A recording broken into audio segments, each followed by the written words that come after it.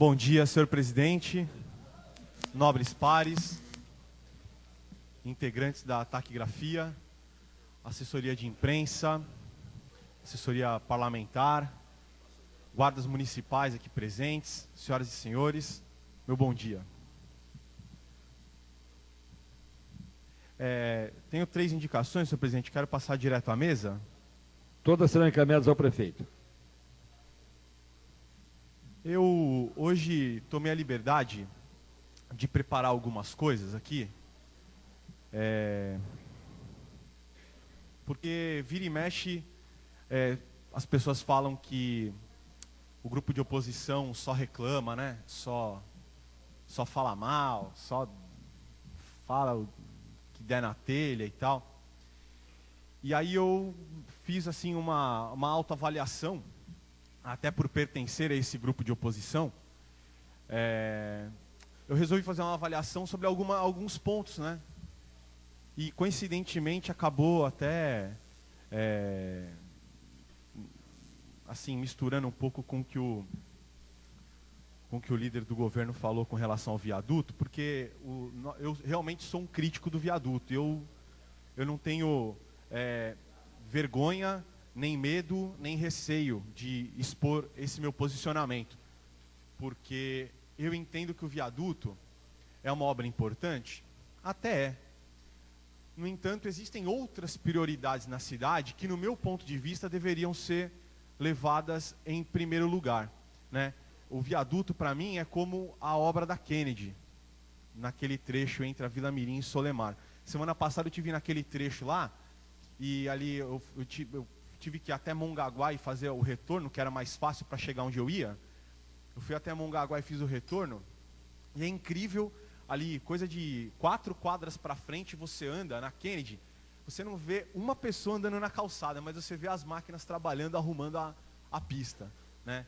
Então, assim, é a questão da prioridade.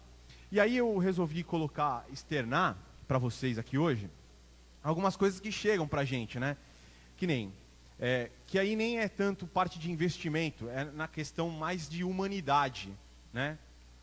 Que eu também me pego bastante quando eu falo daquela questão da Secretaria de Finanças, né? Que não avalia corretamente a situação das pessoas que vão fazer um parcelamento. Gente que chega lá com R$622 de aposentadoria, sendo obrigada a fazer parcelamento de 120 parcelas de 329. Ah, mas a população tem que saber. Bom, antes da população saber, o atendente deveria ser orientado a promover uma situação um pouco diferente, de forma que quisesse reaver o dinheiro que a pessoa está devendo, mas de uma maneira mais humana, com a certeza de que a pessoa realmente tem condição de pagar. Mas assim, isso não acontece só em finanças, acontece, por exemplo, na Secretaria de Habitação também. Um caso que eu tenho aqui na minha mão, a pessoa foi colocada numa residência da prefeitura, conjunto da prefeitura mesmo, não é nada de Minha Casa Minha Vida, nada disso. Residência construída pela própria prefeitura, como a prefeitura também está construindo aquelas casas atrás da caixa d'água ali no Jardim Melvi. A pessoa foi colocada na casa em 2009, ela estava no cadastro da prefeitura, ela foi colocada na casa em 2009, né? Quando ela chegou na casa em 2009, a casa não tinha nem cavalete de água e estava com a água cortada, né? Ela entrou na casa dessa forma. Até aí tudo bem, afinal de contas, a prefeitura também não tem que ser responsável pelo pagamento de água, né? Do anterior a essa pessoa. A dívida da CPFL, por sua vez, era de 20 de outubro de 2008, e ela entrou na casa em 2009.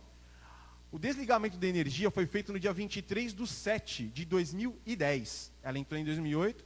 O desligamento por parte da CPFL foi pedido em 23 de julho de 2010. De lá para cá, não preciso explicar para ninguém, ela viveu com luz puxada de um gato. E por que nenhum desses casos foi resolvido enquanto ela esteve lá nesse período? Porque a prefeitura só entregou o título de propriedade para ela dia 13 de abril passado. Então, a prefeitura colocou ela em 2009, 3 anos atrás. E o título de propriedade da pessoa nessa casa foi emitido agora, dia 13 de abril. Por isso que ela ficou vivendo de gato. Por isso que ela teve que puxar água de outro lugar. E aí quando ela vai hoje com o certificado lá na CPFL, na Sabesp, para poder regularizar a situação, ela tem que ouvir graça. Mas a senhora ficou aí 3 anos usando água de graça e agora vem aqui regularizar, tem que aceitar o parcelamento que a gente impuser aqui.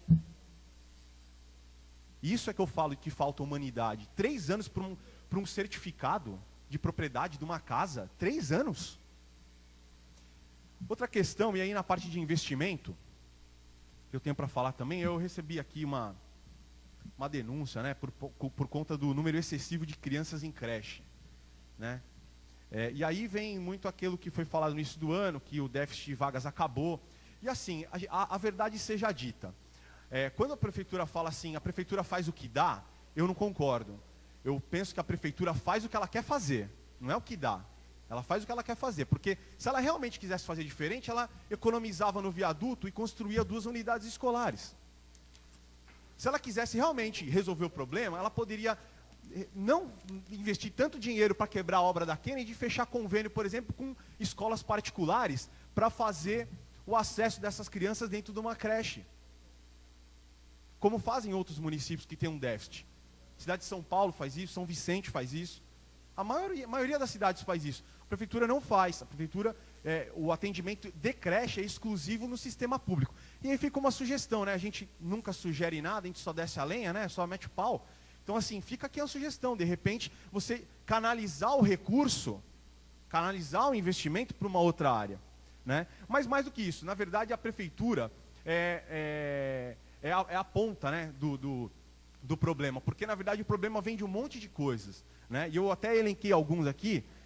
Por que tem esse monte de criança em creche? Primeiro, falta planejamento familiar. É o primeiro ponto.